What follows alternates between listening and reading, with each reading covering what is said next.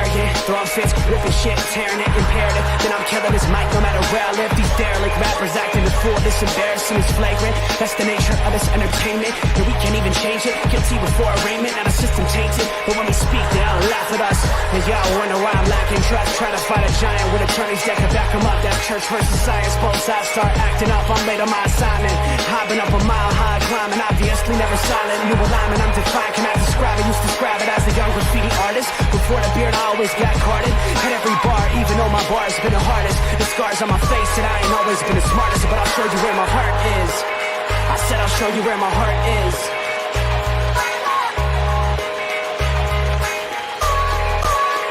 I can show you where my heart's at. See it on my sleeves, even if the beat stops, my soul will not leave. If I never stood tall, nobody will ever see. I can show you where my heart's at. See it on my sleeve, I can show you where my heart's at. See it on my sleeve, even if the beat stops, my soul will not leave. If I never stood tall, nobody will ever see. I can show you where my heart's at. See it on my sleeve, I can show you where my the type of guy that would ride with a breeze. I'm higher than most people, I'm cold and icicle freeze. I'm like him to Mike Tyson, I'm a bison, a beast. I'm hot like Jamaica, like right by the beach. My pops is from a spot where they're fighting for peace. 8 years old, out there watching people fight in the streets. All these sirens only make the violence increase. Yo, we're still not loving police. It's that bright young American, nice, dumb, arrogant, tight on a mic, but he might need a therapist. Heart full of kerosene, head full of fairy tales. Said that you're my homie, you don't know me, but I know you very well. Roll back on some West Coast shit. This whole track is wetter than your dress code kiss. About to hit the track, running on some retro fit. I guess I'll lit, I guess I'll bitch, now let's go.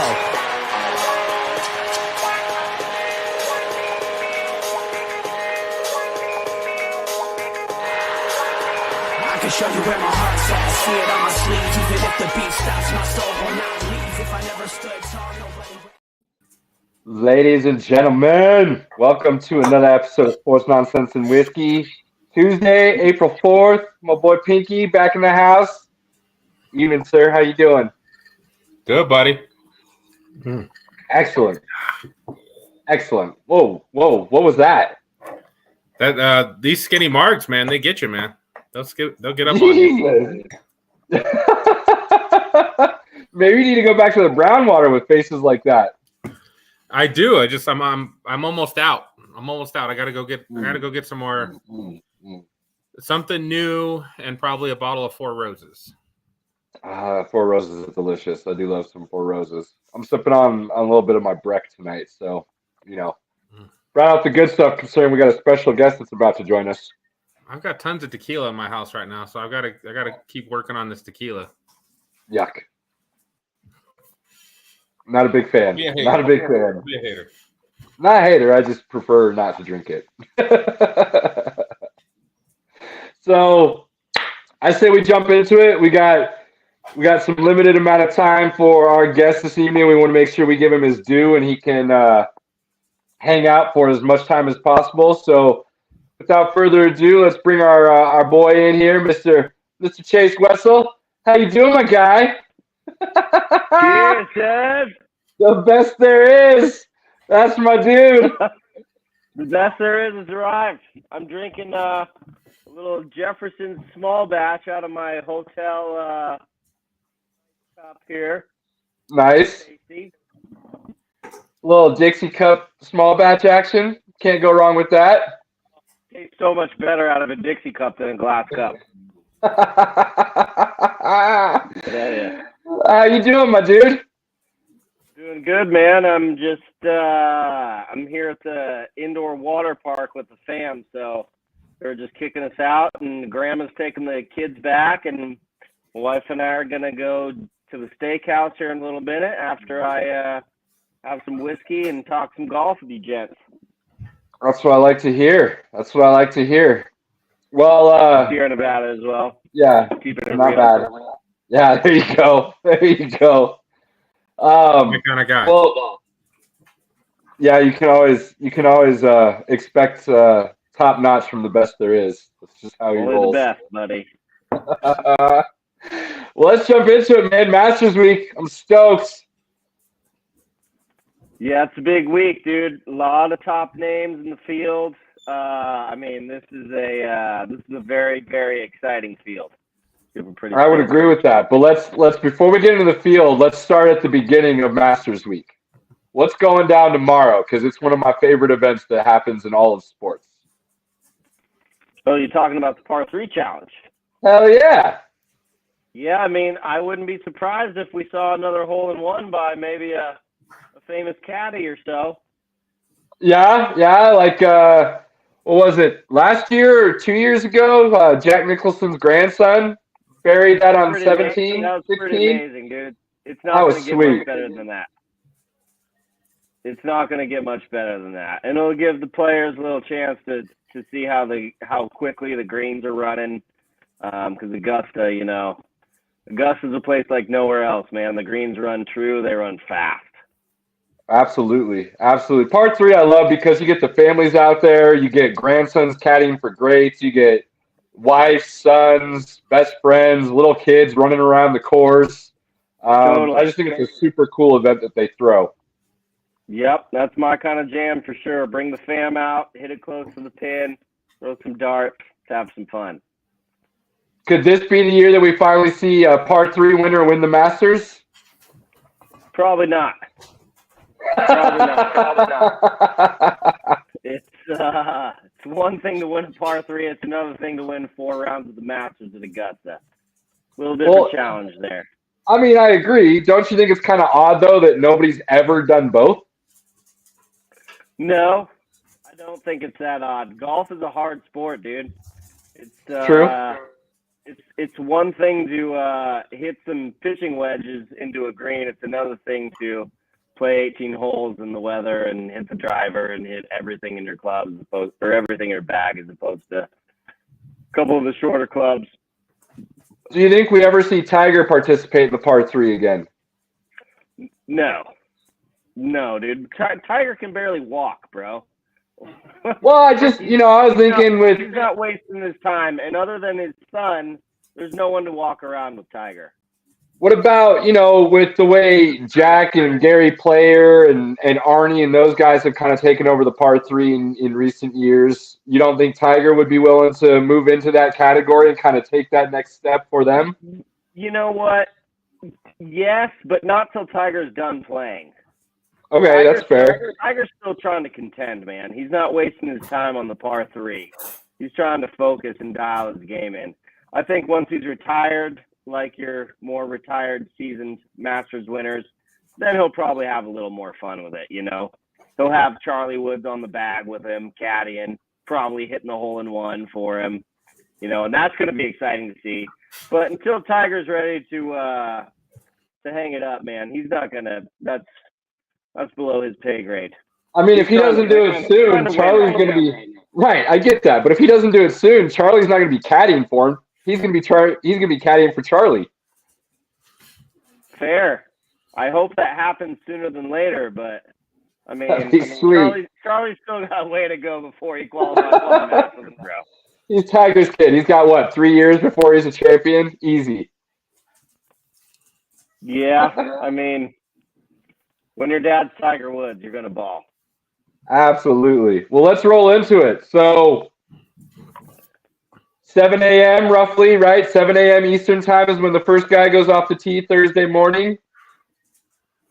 Way too early. Roughly. I haven't looked at the times yet, but yeah, I mean they start early, man. We got to get in. 2 days of rounds basically. You got your morning group and your afternoon group, so you got to get started before it gets dark. I mean, Pinky's not a golfer, so he doesn't understand the beauty of being out on hole 1, getting ready to tee off with some brown water right next to you and the sunrise coming up. Pinky, man, there's nothing better, bro. Smelling the fresh grass. I don't know, man. The birds chirping. That's early. Dump, you're good. It's amazing. Breakfast, it's amazing. Maybe a breakfast burrito. Feeling good. You haven't quite started to drink yet, so you're feeling confident and good. Yeah, absolutely. You get something else to relax you a little bit, and you go off. And then you go off. Now on the tee. The best there is. Damn True qualifier. So Thursday morning goes off. We've got morning group and afternoon group. I know you said you haven't quite looked at the tee times yet, but end of day one, who are you expecting to see at the top of that leaderboard? Not necessarily number one, but the names that are up there at the top. Oh man, well that's I mean you have so many good names that are playing, so it's tough. And obviously day one too, like some guys are getting out the early round jitters, and the others just came to ball, right? But I think your clear names that you're going to look at, obviously Scotty Scheffler, John Rahm. Scotty Scheffler's your defending champion, and he's been ball every week that he plays. He's a contender, right? Like he's either going to win or be in the final group basically every week that he plays. And John Rahm, he started the season off hotter than anybody else on tour. Absolutely.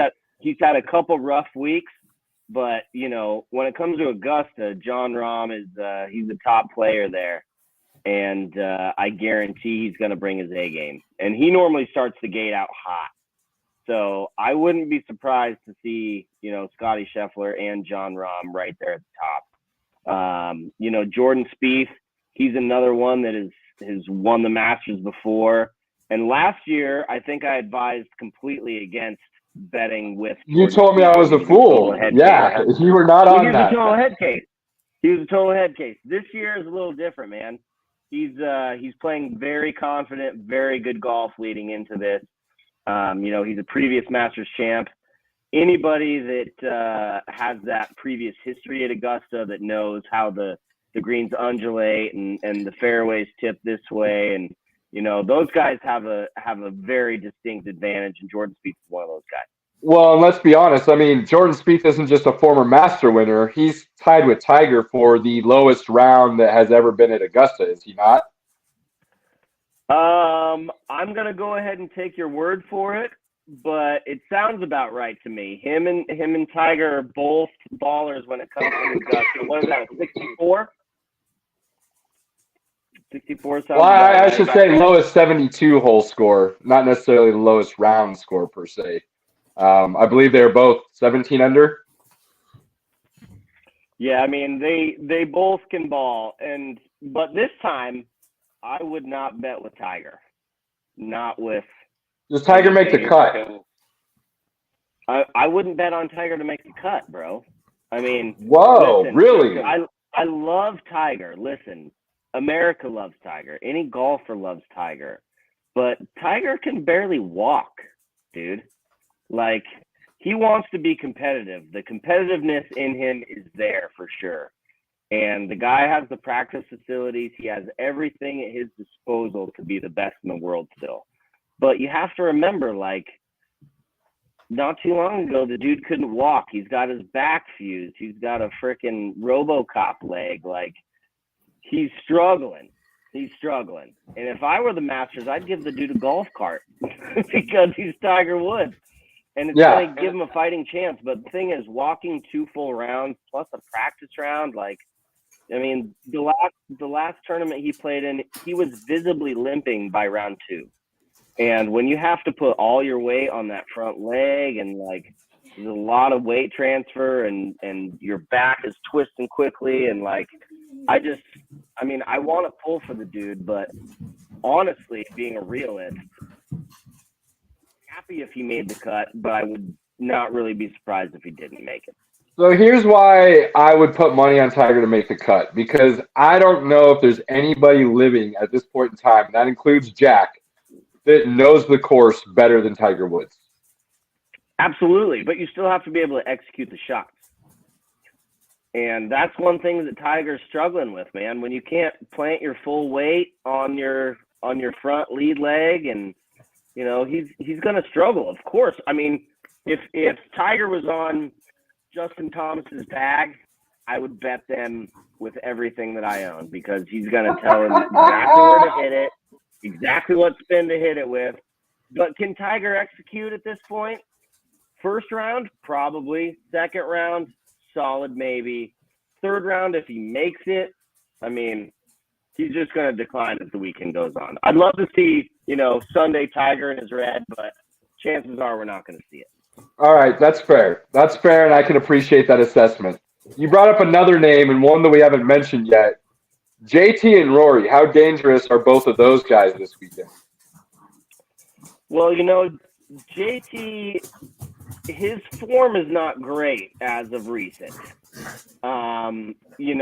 He coming into this tournament, I can tell you that he's not going to be on my DraftKings squad.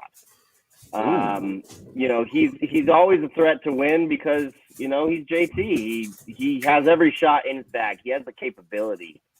But his recent form doesn't lead me to believe that he's going to pop off. And, Rory, I love Rory. And Rory's he's playing decently right now. But he had so much pressure on him to win the Grand Slam, and he has for a really long time. And I think he has so much pressure on him that I don't think he's going to perform well either, man. He's had this pressure on him year after year to show up, and year after year he shits the bed. Are you saying he'll be in contention come Sunday and fail once again and fall off, or are you saying he's just not even going to be there come Sunday this year? I don't think so, dude. I think that I think the pressure's going to be a little bit too much in the early round. I think he'll make the cut because he's Rory and he's going to play well. But I don't think he's going to be in contention. I think he's going to be a little bit too far back. That third round might not go great, and then he could shoot an 8 under on Sunday to squeeze in a backdoor top 10 or something. He's done that a few times. He's done that a few times. Yeah, he has the capability of doing that, but there's just so much pressure on him to perform well, and there has been year after year. And year after year, he just kind of shows that the pressure is a little bit too much. And the other thing is that there's just so much talent in this Masters group. It's not just the PGA guys too. Let's talk about the Live guys. I was just gonna go there. Bring those up. You got DJ that's coming in hot, dude. I'm not really too worried about DeChambeau. I'm not really worried about Koepka. Mr. Majors only himself. You don't think he can compete? Did you watch his Netflix series? And have you watched? I have not. I have not seen it yet. The dude got paid, and whether he finishes last place or first place, he's making a shit ton of money with Liv. Now the thing is, these Liv guys, I think they're going to play with a little chip on their shoulder. Like, hey, we can still play on this tour if we wanted. We decided to sign on the dotted line to make hundreds, millions more than you guys, but we could still compete with you guys, And I think that Cam Smith, number 1, and Dustin Johnson, number 2, those are 2 heavy hitters that can contend all day long. And those guys are going to play with some chip on their shoulder. Brooks he should always be in the conversation, right? Because he's even been quoted in interviews like, I only practice to win majors. I don't really care. Exactly. But his career has changed a little bit since he switched to Live. And he switched to Live because he didn't think that he could really compete on the PGA Tour at a high level like these other guys are week in and week out. He was devoting himself to the majors and kind of just half-assing it for everything else. And now he can just half-ass it for Live every week and gets paid a shit ton of money. And it doesn't matter. So that's why I don't think he's going to really show up to play. But DJ's going to show up to play. That dude, former Masters winner, right? He's got a green jacket. Yep, totally. Cam Smith, he didn't get a chance to defend his title at the Players. I think he's going to come with a little firepower, a little heat. He's going to be ready to ball. And Louis Oosthuizen, you can never count that dude out. That guy can always solid. Play. The Masters plays perfectly in a 2-time champion Bubba Watson's hands. I mean, that course is set up for his game. Can he still compete at a high level? You know what? Bubba is one of those guys that he could shoot the low round of the day any round of the 4. but he's probably also going to shoot like a 75 in one of those 4 rounds as well. Like that guy, he plays so much curve on every shot, and sometimes it plays to your advantage, sometimes it doesn't. But as far as DraftKings goes, like Bubba Watson's like $6,900, whereas Scotty Scheffler's like $11,000. So you better believe that Bubba's going in a few of my lineups for sure. I like He's that. still got the flag. He's still a Masters winner. And the thing is, that guy's got nothing to prove. Like, he just wants to go out and play good golf and have fun. Like, he doesn't care about size. He doesn't care about anything. He just wants to go play. You see the shoes he's coming out with this year? What was that? The Jordan 6 Carmines. He's bringing out the Jordan 6 Carmines this year for the rounds. You never know, dude. You never know. I love Bubba. I love Bubba. Everyone loves Bubba. So give me – yeah, absolutely. Give me a name or two that – because the Masters is known for a dark horse coming out of nowhere. Always in there come Sunday morning. Now, whether they end up winning or not, it's another story. But there's always those 1 or 2 guys that nobody expected, nobody thought would be up there. Do you have some names for us this year? Well, I don't know if these names are necessarily sleepers, but they're guys that aren't going to be heavily talked about. And that's because of the fact that you have so many top-tier names in the field this week. But, one name that comes to the top for me is Hideki Matsuyama. He won the Masters a couple years ago, but he's not a big name that people are talking about. But his history as Augusta is incredible. Absolutely. And he's coming into form. I want to say the Valspar, he was, I don't know, top 15, something like that. So he was playing pretty well for sure. Another name that you got to look at is Max Homa. This dude, he has been balling lately, and he doesn't have a great history at Augusta, but his confidence level is coming in top notch. He knows that he can contend with a lot of the top guys. He's won 2 tournaments already this year. But, he's not a guy that's been talked about a lot in this tournament. So Max Homa is one of my top. I wouldn't even call him a sleeper or a dark horse because he's that good. But he's a guy that's not going to be claimed a whole bunch in your DraftKings type league. So Cotton, I got to ask, when we talk about guys on the golf course, should we be saying they're balling or they're stroking? I mean, I'm just trying to figure out where we want to go with that. They're not stroking, bro. Terrible. They are balling. Although my wife might tell you they're stroking their balls in the hole. She'll tell you things like that. Can't wait for football to start so that, the tight ends can penetrate the holes. She'll say the same thing about golf. Nothing's different there, but no, they're not stroking, dude. They're balling. All right. Just wanted to make sure I clarified. All right. So Sunday afternoon, we're coming through Amen Corner. Who's in the final group, and is that final group in the lead? Yeah, the final group's in the lead. The final group is the group that has put 3 rounds together, and now they're trying to close it out on the 4th. The thing is, the Masters, the field is so good that it's tough for you to put together 2 good rounds and 1 mediocre round. Basically, all 3 rounds have to be pretty good for you to contend on Sunday, right?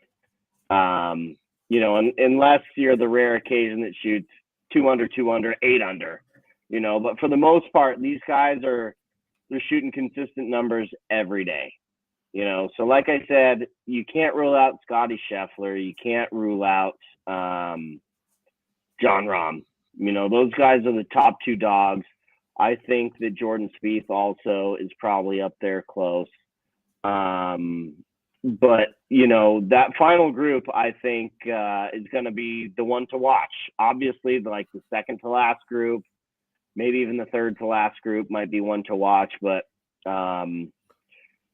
if the history is vindicative of anything that's happened in years past, the final group, the champion's going to come from there. And the cream's going to rise to the top because it has been the previous 3 rounds. And the 4th round is just the cherry on top. So before everything starts, I have a sneaky suspicion we see a Rory JT or a Rory Jordan Spieth. That's kind of my feeling for the final group this year. No, nothing to base it on other than they're all playing well right now. They all have the capabilities like you talked about earlier. I feel like it's one of their years. Either Jordan gets back to form or JT finally breaks through and gets his what would it be, his third championship here, or Rory finally gets that Grand Slam. I love Rahm and Scheffler. I think you can't go wrong with either one of those guys for sure. But I just have this sneaky suspicion one of those 3, and they're all part of the reason I feel that way is I feel like Tiger, like you kind of said, is taking a step back, and he's really taken to that mentorship role with those 3 guys specifically. Well, JT more than anybody. Like those guys are absolutely. Those guys are buds, And Rory and Tiger, they came together when Liv was starting to basically bring all the tour players together. So yeah, the 3 of them for sure, especially more than Jordan Spieth. But that brings another good point that I haven't looked at the tee times, but whoever is paired with Tiger in the first couple rounds, I would not bet with. And I say that because I've been tracking a lot of the players that get paired with Tiger because he doesn't play that often, and when he does, it's a special occasion. And these players get so overwhelmed that, holy shit, I'm paired with Tiger. I got to ball out or stroke it, as Pinky would say.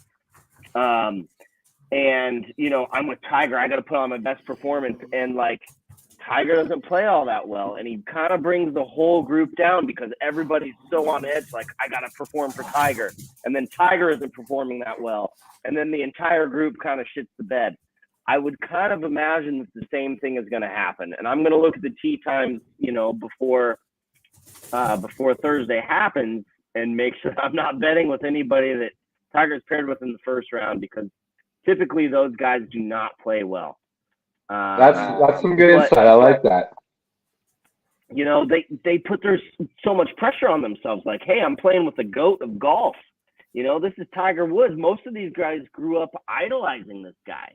And now they get a chance to play with him at the Masters at Augusta on the biggest dance floor of golf.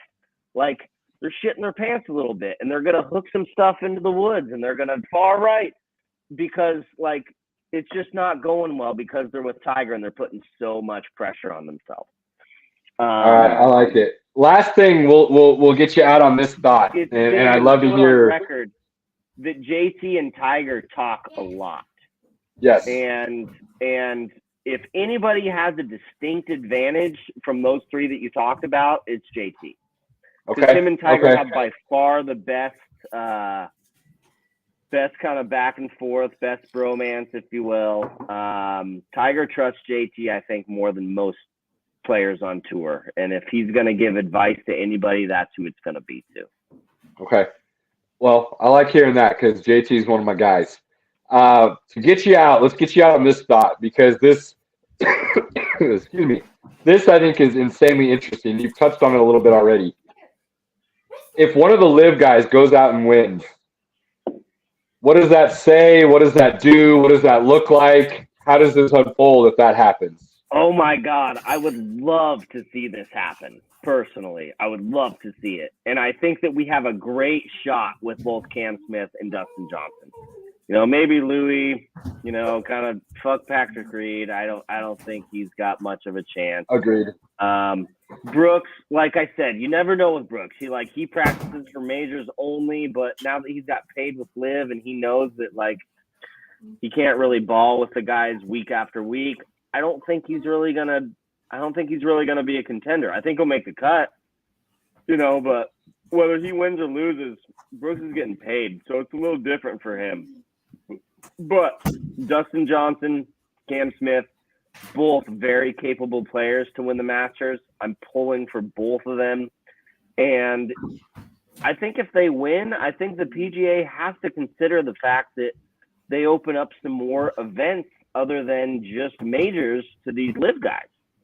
Because the reality is that people want to watch them play, and most people aren't watching live to watch them play.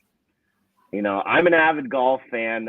I've watched like half of a day of a live tournament and was kind of bored with it because most of the players just aren't worth watching. And the format's very different, obviously. Sure. But the Masters is totally different. It's totally different.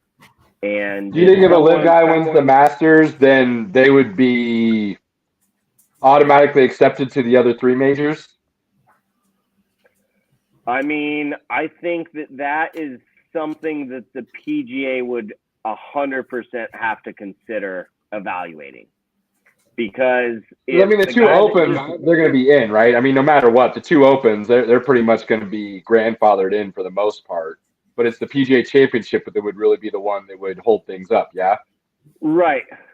And I think that absolutely makes them reconsider because, like, how do you have this guy that just won the Masters not allowed to play in another major just because he plays in another shitty golf tournament? That just doesn't make sense to me. And I don't see it making sense to the PGA either. Like, this is one additional golf tournament that you got to let this guy play in.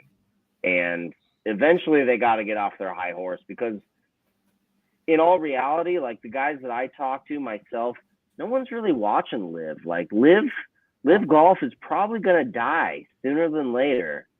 And depends on how much money the Saudis want to keep throwing at it.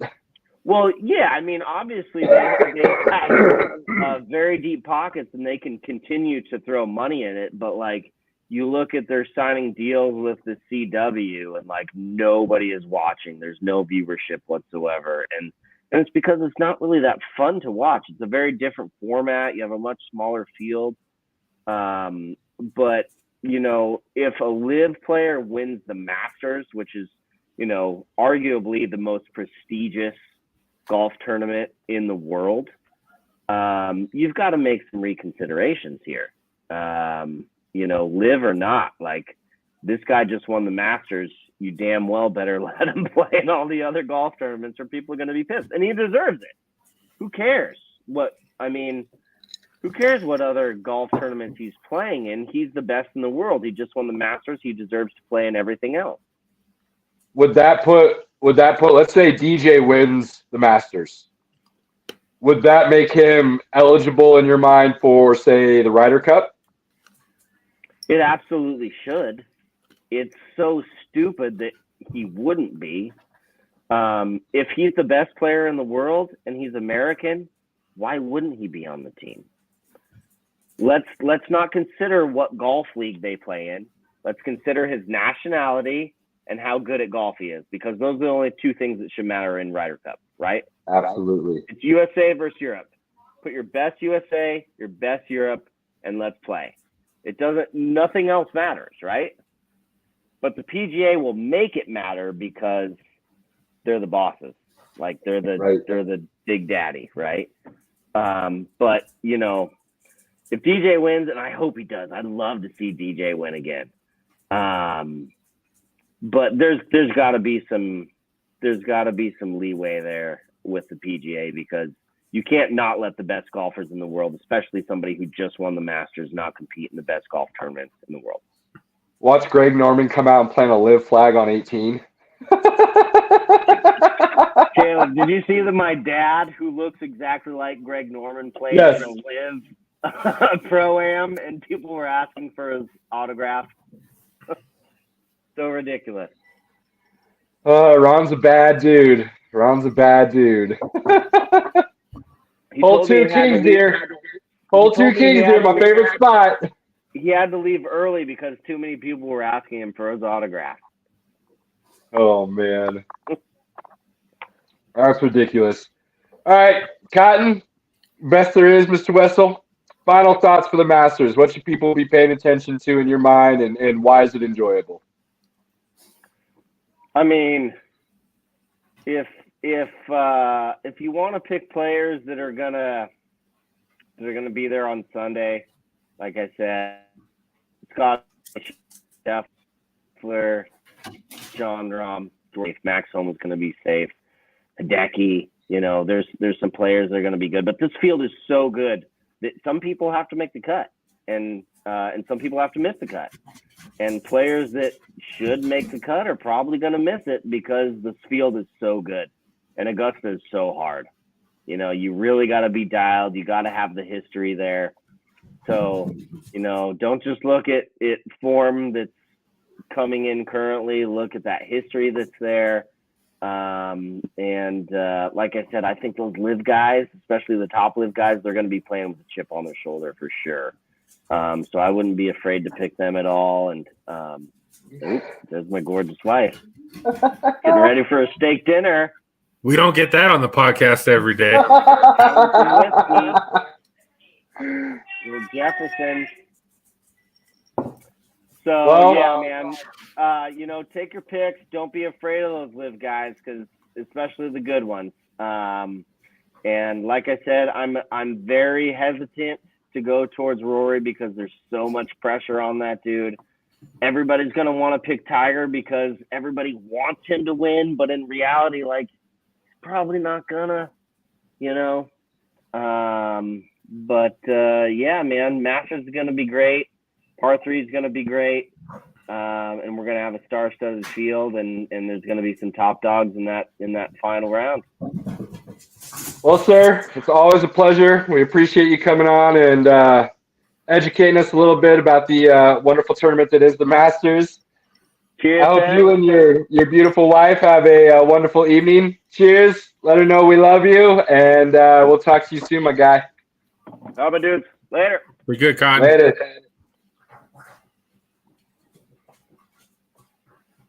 All right. Well, there you go. A little Masters action from the best there is. Cotton's going to have a fine evening. Yeah, he will. Yeah, he will. There's no doubt about that. He's ready to go. I don't want to go R-rated, but he's going to have a good evening.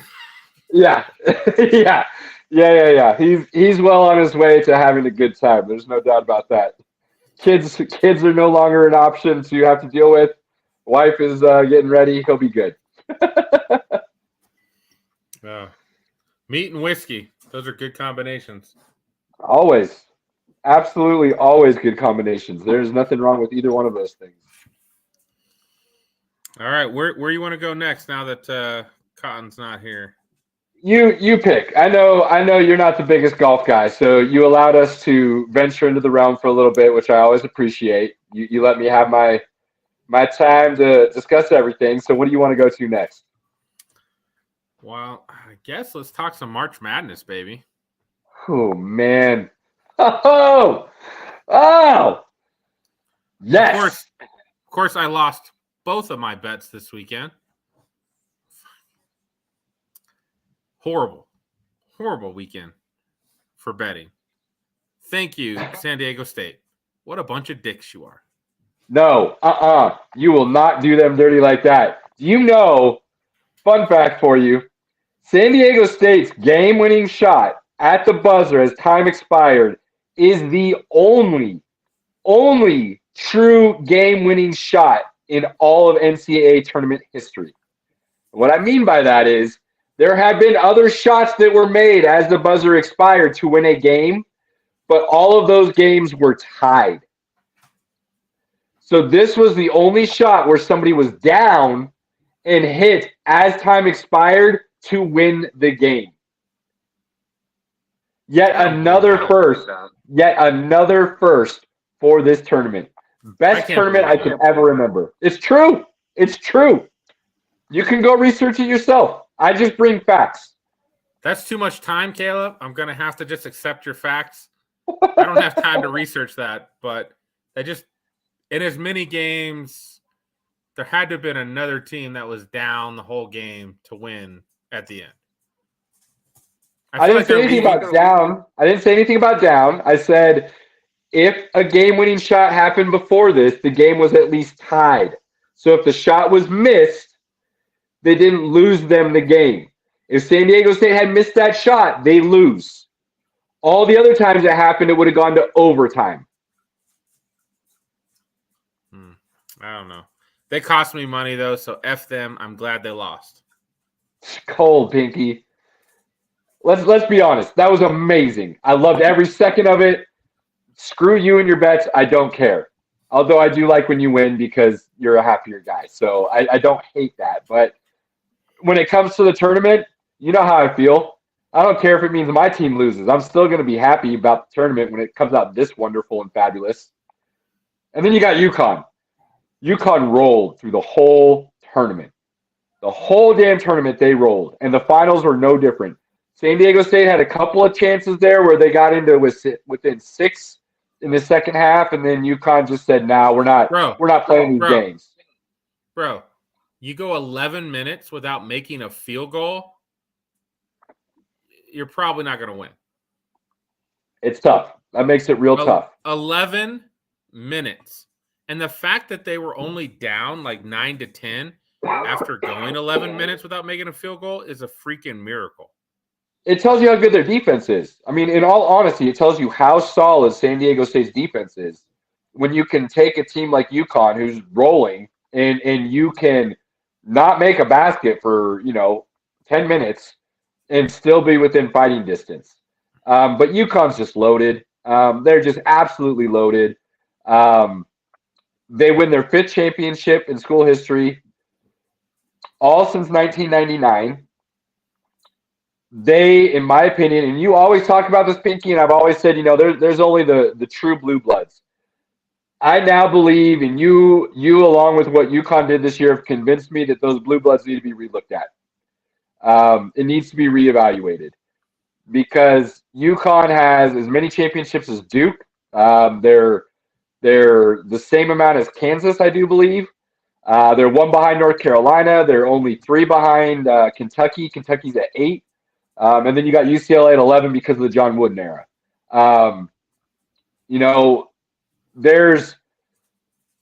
There's no one that can convince me that UConn is not the best program since 2000. And that's crazy to say because UConn has missed more tournaments than they've won championships, which isn't a good look if you're going to call them a blue blood program. But when you won 5 championships since 99, and nobody else has more than 3 in that time span, and you've done it with 3 different coaches, that says something about how elite your program is. It's a good school, man. They are a blue blood in my mind. They are a blue blood. So, like I said, this is don't lift him up, Cody. Don't you do that. Don't you give this guy a big head. Don't you do it. I can't handle that. The head doesn't get any bigger, buddy. I already know where it's at. It just is what it is. Chase might have called himself the best there is, but the best there is doesn't have to actually say it. That's all I'm going to say. Cheers, my dude. But best tournament I can remember, I seriously cannot remember a better tournament than the one we just watched. The upsets, the amount of game-winning shots, last-second shots, Cinderella stories continuing all the way through. It was just insanely good. Let's be honest. If you looked at this tournament, you could always look at it. And I don't think we didn't think anybody was dominant. Like, there was no dominant team throughout the tournament. Now, Duke was playing pretty good second half of the season, UConn. So, I mean, there were good teams, but we didn't look at it and be like, that team's definitely going to win, right? That team's going to roll. We didn't have that this year. The fact that you had a tournament of teams where you're like, anything could happen is great. It's great. I didn't believe in the, like, so-and-so should have played in the finals. No, if they should have played in the finals, they should have made the finals. Like, that's it. I have a little bit of a gripe. Now, I don't think I said it myself before the tournament. I didn't think Kansas was going to go to the finals based on how they had played. And then having Bill Self not coach that game, I think, is what really killed their ability to win. I think it affected them. I'll agree with you there. But I don't, like, watching UConn play, I don't think Kansas beats UConn. No way. No way. And I've heard people say UConn kind of got an easy path to the finals. They, UCLA didn't beat Gonzaga because they were down 2 starters. If they had those 2 starters, they beat Gonzaga, then they play UConn and this and that and the other. And nah, I don't care what that path was or what it looked like. UConn didn't just win. They rolled. They were blowing people out. They won every single game by double digits. The closest was a 13-point game. Like, nah, UConn rolled. In most championship runs, you're gonna have those scenarios. The best overall squad doesn't always win, but the team that plays the best together will normally win, right? Yeah, I mean, that's kind of the idea. Now, here's another thought, and I've heard a lot of people talking about this. This tournament had a lot of parity within it, and that was largely due to, regardless of what anybody else wants to say, Pinky's throwing a selfie out right now live on air. Look at that guy. That's what I do. Largely due to the fact of COVID. And because COVID happened, it allowed a lot of guys to decide to stay an extra year, an extra 2 years. It gave a lot of guys an extra year of eligibility. So the teams you saw advancing truly were teams that had upperclassmen, which we haven't seen for a good decade. With the way the NBA rules and things of that nature are, the one and done has killed that off pretty much. So I hear people talking how they expect to see parity continue in the NCAA, and I'm not there. I was hoping for the new NBA CBA to come out and say they're getting rid of the one and done rule. As long as you're 18, you can enter the draft. That did not happen. Had that happened, I think you would have seen the parity continue. I think we'll get one more year of parity, and then I think it goes back towards where we were. This guy, I don't know why we even let this guy. We should block him. Block him. This guy said one of the most atrocious things on his podcast tonight that I literally commented, I hope somebody punches him in the face. That's how bad his comment was. Oh, well, now I got to know what he said. That was at you, Cam. That was at you. Cam, what did you say? What did you say that caused Pinky such disdain for you? He knows what he did. He knows. My goodness. It was pretty egregious. It was pretty egregious. I'm a fun-loving guy. I am. But Cam crossed the line. I have boundaries. Oh, man. Guess we're all getting this off air. Well, with the 5280 podcast, while I'm at the gym, I like to tune in before us to see what they're talking about. And they happen to be talking about free agents and what free agents are still available and who could the Broncos probably pick up. And he mentions, well, Jawan James is still out there. And I was just like, that's not even like funny. It's just like, it wasn't funny. So, Pinky, you gotta let go of some of that hope for the Broncos, my guy, because they're not in a good spot. Easy. They're not in a good spot, dude. Just come to the reality of what it is. They go 500 this year. Well, again, you can't go 500. If they go 8-9 this year, it would be a good season. Like, that would be a really good season. I don't even know why I do this with you. I'm done with you. Cody, the only reason he hates Nebraska so much is because I love them. The same reason all my friends hate Nebraska. Hold on.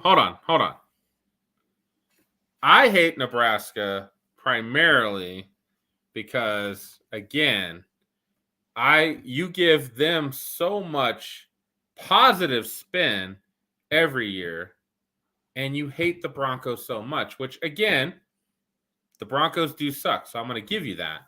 But Nebraska sucks just as bad or worse, but you still give them so much love every year. So that's it. But you act like I give them love throughout the whole season. I don't. I give them love until the season starts, and then when shit starts to hit the fan, I come off that perch. Well, again, because you're not an idiot. No matter what I say about Thank it, you. you're not an idiot. I appreciate that. But let's be honest, the Broncos, like, I feel like I'm the only one in this state that is realistic about where the Broncos are and have been since Well, Peyton Manning. you're obviously not on Twitter then, bro, because there's a lot of Broncos hate on Twitter from Broncos fans as well. So, I mean, there should be a lot more than there is, in all honesty. And I'm gonna say it until I'm proven wrong otherwise. And I know you hate it, but passing on Justin Fields was a giant mistake. yeah. Think about Justin Fields with Sean Payton right now. That would be money. That would be straight cash money. Yes, it would. Still smells to me. Mm, Still smells. no All way, right. dude. We weren't talking Broncos tonight. We've got the 5280 podcast that does that. We got the mainly podcast that does that too. We're not talking Broncos tonight. Last thoughts about March Madness before we talk about something else. I mean, I've pretty much said my piece. Congrats to UConn. They rolled. I don't think we see parity continue for more than another year, and this was one of the best tournaments I've seen that I can remember. It was, I mean, again, I thought Kansas was going to do what they do, right? They either break my heart or they win a championship. So I was not surprised by what happened. I still enjoyed it, and I won some money. I lost some money. Just good. It was just a fun time. Just a fun time. Absolutely. Now, I will give, and we're not going to spend more than a quick shout out on this because, I know Pinky didn't watch it, and I'm sure a lot of our listeners didn't either, but I will shout out the women. Caitlin Clark is phenomenal. She is her. She is going to excel at the next level when she makes that move. She set the record for the most points scored in a tournament. She single-handedly pulled Iowa to a final. She's definitely getting some NIL money this year. Oh, for sure. For sure. The other thing I will say is congrats to LSU. Your bench came out and won that game for you, and that proves that it is a team game. They could not miss the first half, and they kind of cruised from there. The last thing I'll say, and it's got a lot of run, is Angel Reese doing the you can't see me gesture in Caitlin Clark's face after Caitlin Clark had done it when they were playing LSU. And giving her the ring finger right in her face. Look, I'm all for trash talking. I got nothing against what Angel Reese did. In my opinion, it was a super weak move by Angel Reese because she's not the reason they won the game. If she had dominated that game and then she went up to Caitlin Clark and did that, well done. But the fact that your team did not win because of you, I thought it was just weak trash talk. I mean, I don't care about it. I'm all for trash talk. I just think it was weak trash talk. She had a pretty good game. She had a double-double. She had 15 and 10. It's not like nothing spectacular. It wasn't her teammate who went 7-7 from 3. I don't have any problem with it. I just if you're having to chase her around the court for 25 seconds doing it, that I have a problem with. That's come on. That's just too much. But I don't have a real problem with it. It is what it is. If Caitlin Clark can do it to somebody else, she's got to be taken. Oh, hold on. Our man Cam wants to get in on here. I'm all for this. Let's get him. Yeah, absolutely. He's always welcome. Bring him. Oh, look at what my boy's wearing. That's my guy right there. Give it to him. Give it to him. Hold on. Yeah. I'm going to remove him. Can I remove him real quick? Yes. Bring in the fire, my dude. This fucking guy. That's what I'm talking about. That's what I'm talking about. We're about to switch gears, and you probably will be able to talk about our next subject. So I am glad. I'm not smart, so I can't guarantee it. Well, Don't put yourself down. You're smart enough to put that jersey on, my guy. the last thing we were talking about was the trash talk with Angela Reese, I think her name is, in LSU versus Iowa. Angel Reese. Do you have any issue with that? Angel. No, none whatsoever. Yeah. I mean, far be it for me to actually support someone wearing Iowa, but she's a dog, and both of them were, and and also sports is a competitive, it's a competitive sport, and pun intended. You get the most out of every single opportunity that you have, and if you have the opportunity to, say your piece, if you will, I'm not going to knock it down in any way. The greatest thing about that is normally we don't talk about the women's tournament at all. Yeah. Caitlin Clark and the final got us talking about women's basketball. I was thinking about it. I was thinking about it when the whole thing went down, and I was like, Caitlin Clark might actually be the best Iowa player of all sports that Iowa's ever had, and I don't know how long. Absolutely, I don't think that's a question at all. Yeah, and it's something that I'm sure the local Iowa broadcasters kind of had that conversation, but it's just it's something that you'll probably come to the realization of football players and stuff like that, for Iowa, but I think it's a fair argument to be made that Caitlin Clark is the greatest Iowa sports player that's ever donned an Iowa Hawkeyes uniform of any sort. Haven't they had some really awesome wrestlers though too? Yeah, they absolutely have. Name one. Hold on, man. I'm looking it up. That's the point. I think that's the perfect point for what Cam's saying right now, is the fact that you can't just name one. Yeah. Because football. That's tight end you right now, right? Kittle. Look at some of the tight ends. Yeah, Kittle. Sam Laporte is a new one that's coming into the draft this year. Hawkinson. Yeah, Hawkinson. Dallas Clark. That's an old name. Yep. So, but Caitlin Clark has taken the women's game to a different level. And this isn't anything new. She just upped her own level this year to the point where the national stage had to recognize her. Yeah.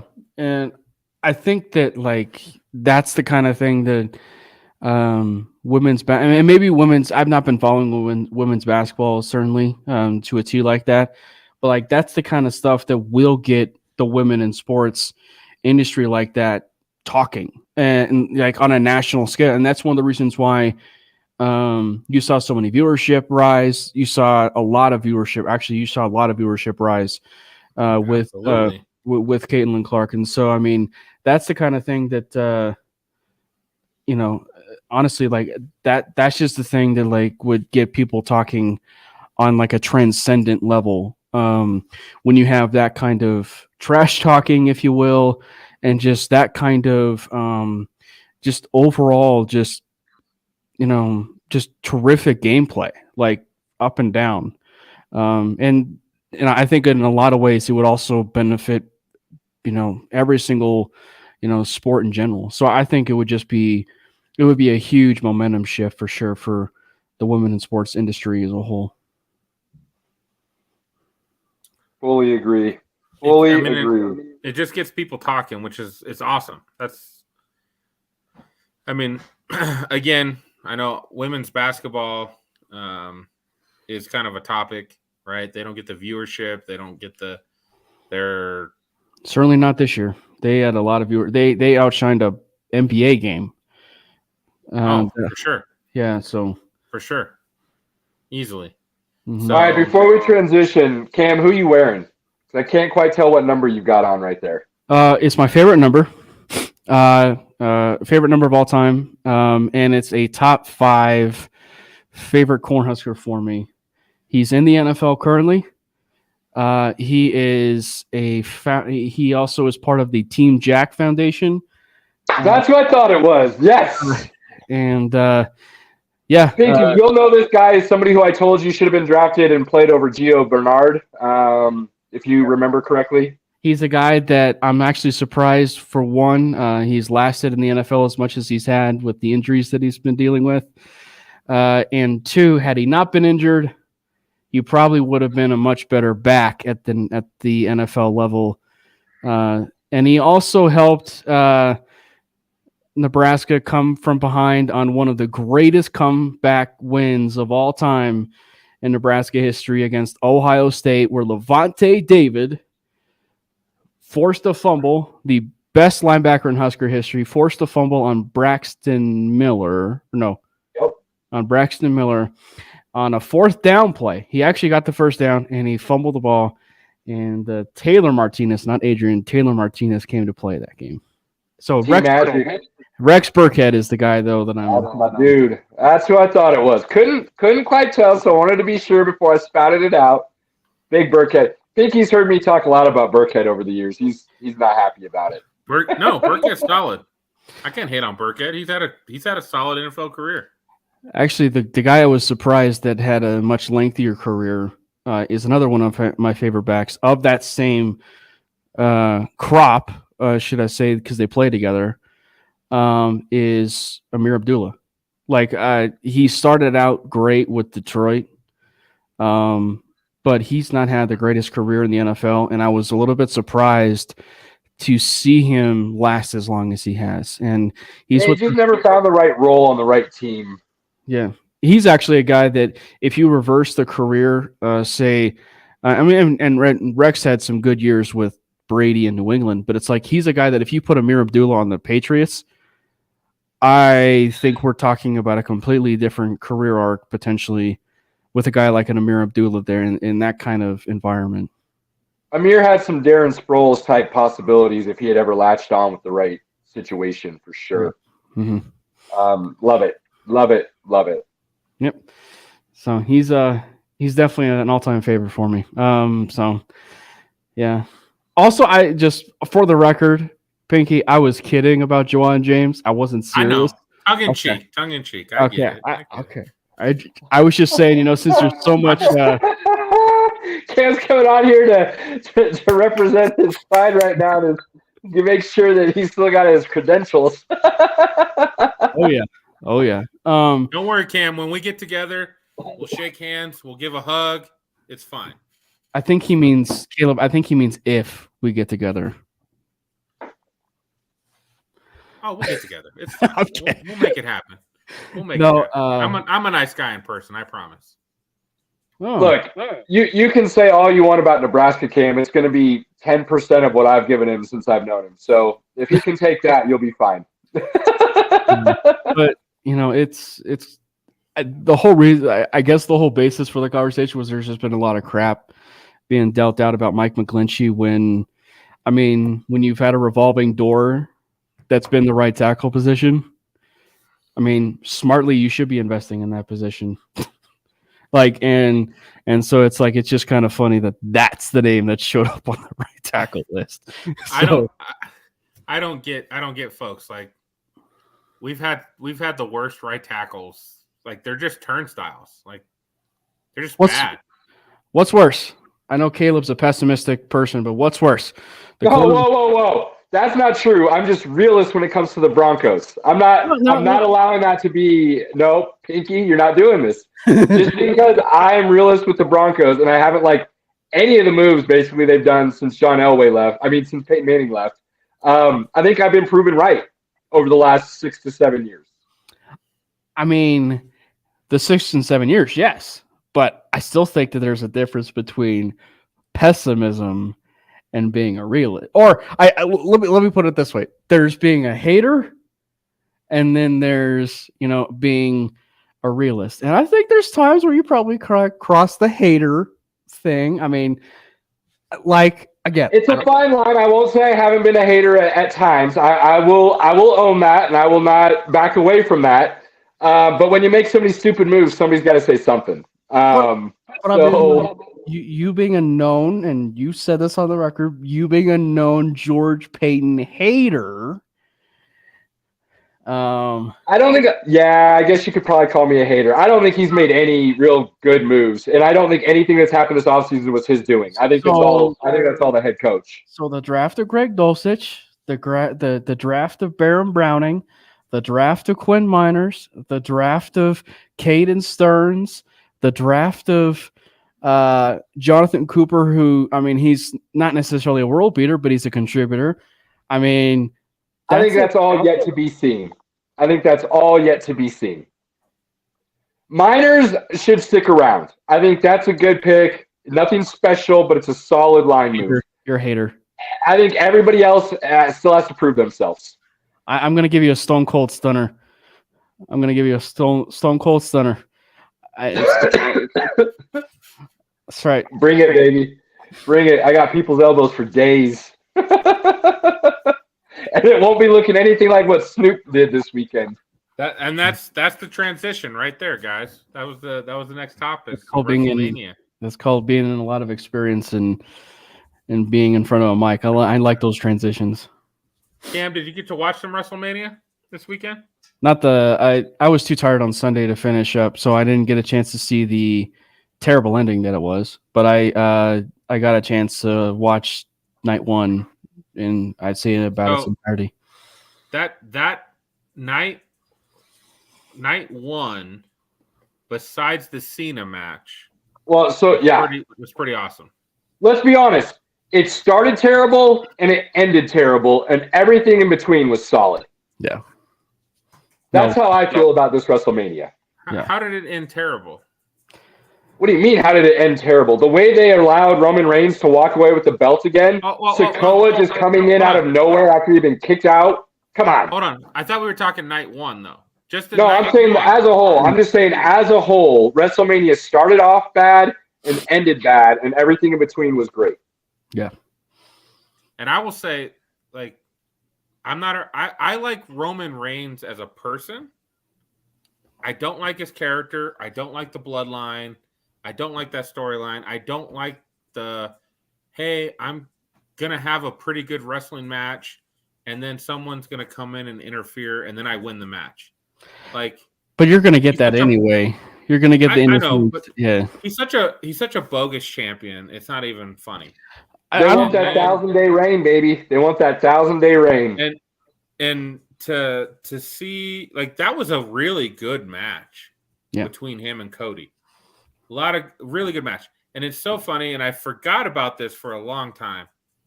But there were certain matches the ref had a quick count, and certain matches the refs got a 1, 2. Oh, he got out. Like, come on now. Come on. Yeah. Come on. I don't know. It's just it's one of those things that I don't know how they could certainly set it up, but with the way the bloodline lost the night before, it almost makes it seem as if, in my opinion, that maybe the only person that's going to end up supplanting Roman Reigns is a member of the bloodline or a past member of the bloodline. Is kind of like how I'm seeing this. So maybe Sammy at some point in a random match or just, anything like that. But I just, it's one of those things that I'm just kind of, well, I mean, if they're big on storyline, it's certainly one, because, if they're willing to not go this kind of route, I mean, they got to give it to Cody at SummerSlam, right? I mean, that's what's coming, wouldn't you think? Yeah. But it was fun. I mean, to kind of have my first actual WWE event at Ball Arena the week before, to see that kind of be like the appetizer, if you will, for WrestleMania was kind of nice for me. And so, yeah, I definitely enjoyed it, and it was definitely a busy weekend for me. I mean, I went to WWE Sunday, but the night before I went to the absolute beatdown of the Bucks from the Nuggets on that Saturday game. Now they're playing, I guess, so tonight. Yeah. No, they lost. Let's not go down the Nuggets. Let's not go down the Nuggets road right now either, Cam. You don't want to. Yeah. You thought I was a hater before. Let's not go down that road for sure. It's okay. So, like I've said before, you're a Huskers fan, so all is forgiven. All is forgiven. I've been real about the Nuggets this season, and I think they missed their opportunities to make the moves they needed to be able to put themselves in a dominant situation. But Embiid won the MVP tonight, by the way. No, he didn't. let's not. We're not talking NBA right now. We're talking WrestleMania. Let's not go down that road, Pinky. He went 50 and he had 50 points and 10 rebounds. He won the MVP tonight. He just turned the settings to rookie. That's all he did. So it's over. I think that's over. It's over. Back to WrestleMania, Pinky. What was your favorite part of night one? I'm trying to think of who was on night one. That's what happens when you get old. You forget things. Well, that's true. I think Rey Mysterio was probably my favorite part of night one. Yeah, spanking his son was pretty awesome. Yeah, spanking his son. Gotta say, I love that. Getting the 619. Tag team match was solid. Yeah, that was fun. Seeing the Usos lose was Zayn awesome. and KO against the Usos. That was a great match. that was a great match. That was a really good match. It really was. Women's championship I thought was solid. Rhea Ripley and Flair was solid. Yeah, as quick as the match was, I was going to say Lesnar and Omos was a good match, even though it was short. And I thought it was a pretty solid one. The Rhea Ripley and Charlotte Flair match, I think, is definitely a really good one. I think it's definitely easy at times, I think, to choose the Rey Mysterio and Dominic. But I mean, at the same time, it's like it still was a great match. I mean, you kind of figured he was going to put his son in place anyway. For sure. And the impromptu match of my boy Pat McAfee with George Kittle entering the mix. Our boy as well. So again, you keep aiming points, my guy. Yeah. So him kind of getting into the mix, which, by the way, I don't know if anybody knows this, but Kittle is also a big WWE fan. Huge. Yeah. Huge. So we've talked about that before. He is a big fan. So maybe Miz should have thought twice and realized that, because once he pushed him, he should have known that Mr. Kittle was going to step up. The only thing the Rey Mysterio and Dominic match, when Dominic came and pushed his sister, I would have his sister needed to come over the railing and fuck him up. That needed to happen. She was this close. Because I don't care, in a Latino family, if he did that to his sister, she's totally going over the railing and whooping his ass. That's going to happen. Yeah. So. Day two, any takeaways from day two? I get why it happened, because it was incredibly impromptu, but Shane O'Mac going down, we're not going to see Money come out and do work. Then Snoop has to step in and give the weakest people's elbow in the history of the game. Was disappointing. That was rough to watch him do that and then immedially grab his knee, and you were like, "Oh, damn." Yeah. So we're still quad. Yeah. Oh. Quad / ACL. They said it might be an ACL. They didn't quite say yet. I loved on day two. I loved the Edge Baylor match. Yeah. Loved it. It was that good. ladder to the face split him open, and I was like, "Oh man, it's on." Oh, I kind of almost made you wonder if they were going to end it there, but they didn't, and it went on. And yeah, it was a good match. And for Edge's sake, I think that's the kind of match that I wanted to have happen with Cena in theory, because it was that's the one where, again, if we're in the mode of putting people in their place, awesome. So they did Cena dirty. WWE did Cena dirty. That match made no sense at all, because literally to have Cena lose like that does nothing. Why even bring him in? And I why think even have him part of it? And I think it was kind of funny when you're hearing the commentary. Again, it's the commentary, but it's the stuff to Theory kind of model his stuff after Cena. He always admired Cena. It's I don't know what you guys are watching, but Theory is in no way, shape, or form John Cena. Agreed. Like the John Cena that I grew up off of, even when I was a bandwagon fan, like in the early 2000s and stuff like that, was not the Cena that I grew up with. Even the Cena that is now. Like he's a humble dude, like for being, who he is, and that's not Theory at all. Like, and so flamboyant, arrogant, cocky. Yeah, none of that is Cena. The best part of the Cena Theory match was Cena having like 20 Make-A-Wish kids out there with him on his way to the ring. And obviously doing his signature on Theory, but I mean. Now back to the Edge and Balor match. I was hoping that would kind of put the nail in the coffin of intended that scenario. Yeah. And that storyline. And I feel like it only just allowed it to stay open. Yeah. Thoughts? Judgment Day. They don't die. Yeah. Pinky, I know you think Judgment Day has played out about the same as I do. And that seemed like the opportunity to end the Judgment Day, and I don't think it did it. Well, they needed to have Damian Priest in there versus Baylor if you're trying to end Judgment Day. Damian Priest is Judgment Day. Agreed. So, I don't even know that overall, much good WrestleMania. Like I said, I think it started terribly and ended terribly, which takes away from the whole glitz and glamour of it all. But overall, it was a solid weekend.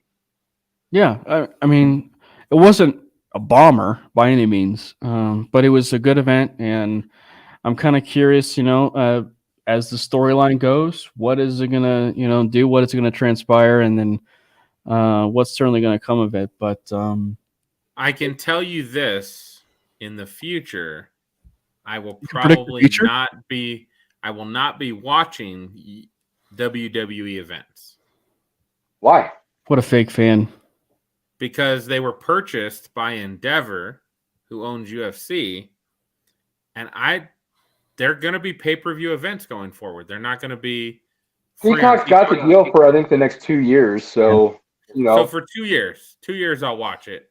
After that, I'm not paying $50 a piece for. No, I won't either, for sure. But at the same time, I think for that model to change, they would no longer be on USA Network for Monday Night Raw, which would be a dramatic change if that happened. And I don't see that changing. So I think there's still some hope that it stays where it is because it's never been more popular. And not to mention, if you're talking 2 years, Pinky, like who's to say that like things will change within those 2 years where people are going to just, because especially in this day and age of streaming services, like who's to say, like, because there's a lot of people that are WWE fans too that love Peacock because they can actually go and watch that stuff. So, I mean, like, so I wouldn't be surprised if it's, even extended, like there's some sort of contract extension where things get extended. I just started watching, This Is Awesome, which is a show that a podcast guy does about different moments in WWE history. I started watching the Stone Cold podcast on there. Like there's a lot of good content on there if you like wrestling from the past, and it's nice to have that on Peacock. And again, when I can watch a WrestleMania, if I can watch Money in the Bank, I can watch Survivor Series, Royal Rumble. You can go in the past and watch anything. Like you could go in the past and watch stuff from But I'll continue to pay. I would actually pay probably a couple extra bucks to Peacock if I could continue getting that content. Yeah. But I don't want to pay $50 a piece. I love UFC. That's like my jam. I don't typically pay for it. Like my buddy pays for it. I go to the bar near us that always has it on. I don't pay for it because it's just every other month. That's a lot of money to pay for. Yeah. Agreed. Yeah. Oh, for sure. Yeah. But I also will say, like, the one thing that Peacock has done for WWE is put themselves in the position of the pay-per-view stuff is done and gone away with because people love that idea for streaming. So it's one of the reasons why I can foresee that being they extend it in 2 years, even with or without that UFC deal.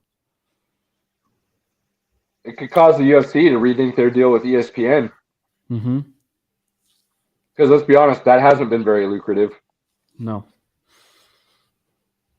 No. I mean, that's where all the pay-per-view money's coming from, is the ESPN Plus. But Yeah, but like I have ESPN Plus. I'm not paying extra for the pay-per-view. I have ESPN Plus, and I can't get my dang Avalanche. So, Fact. dude, you got to do it on a device without Wi-Fi. why would I watch a local team?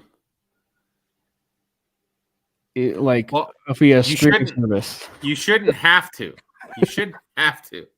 I'm just saying. I have ESPN Plus. I watch the Avs all the time. I just have to turn off my Wi-Fi in order to watch them on ESPN Plus. No, I get it. It just doesn't make any sense why I would watch like the Nuggets or Avalanche when I literally live in Colorado on a streaming service. You know. Thank you, Cronkery. You're right. Thank you, Cronky. Cronkery. It doesn't make sense. It doesn't.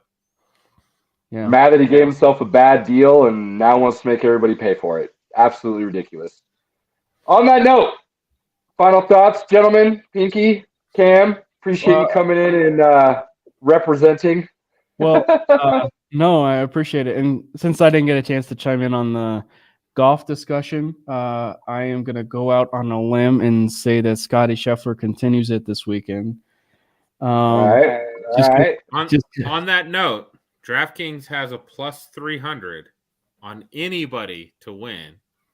Scheffler's plus 650 right now. He is he is something else, man. For one, his swing is just makes me feel good about my swing, knowing the fact about how he finishes.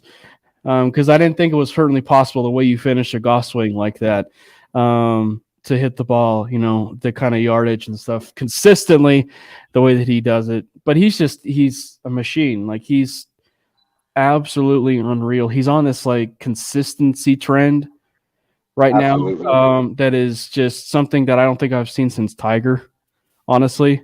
And it's just been so beautiful to watch the last few matches that I've been able to catch with him. So, but yeah, it's just nice because, I mean, like, in this day and age when Tiger's now on the down low, you start to see a lot of really good golfers rise to the top. And so I'm loving me some Scotty Scheffler right now. Tiger's never going to win he's not going to win an event. No, Don't say never. Nobody thought he was going to win the Masters 2 years ago.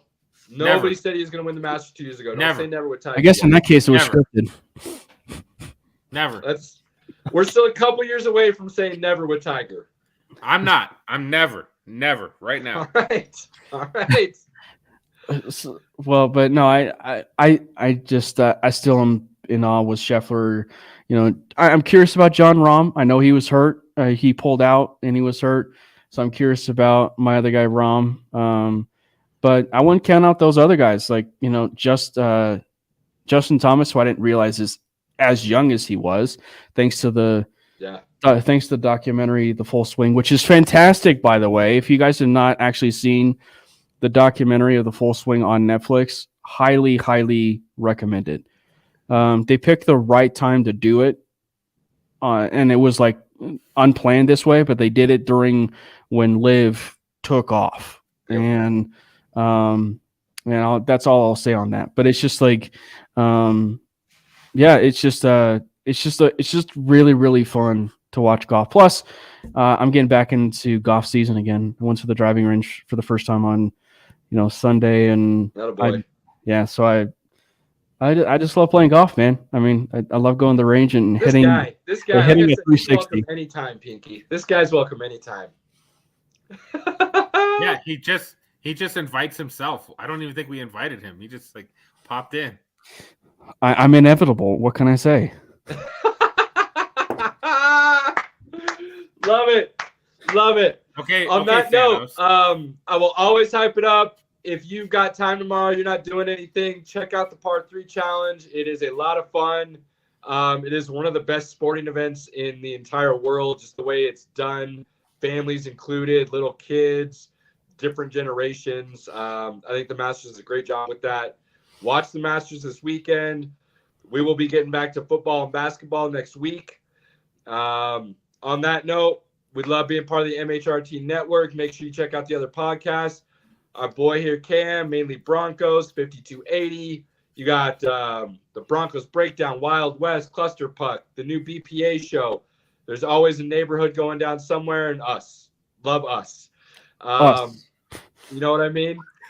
Cheers to everybody out there. Spend that quality time with your family, friends, your loved ones at Inner Circle. Do not take those moments for granted. We appreciate everybody. We love you. We're out. Peace.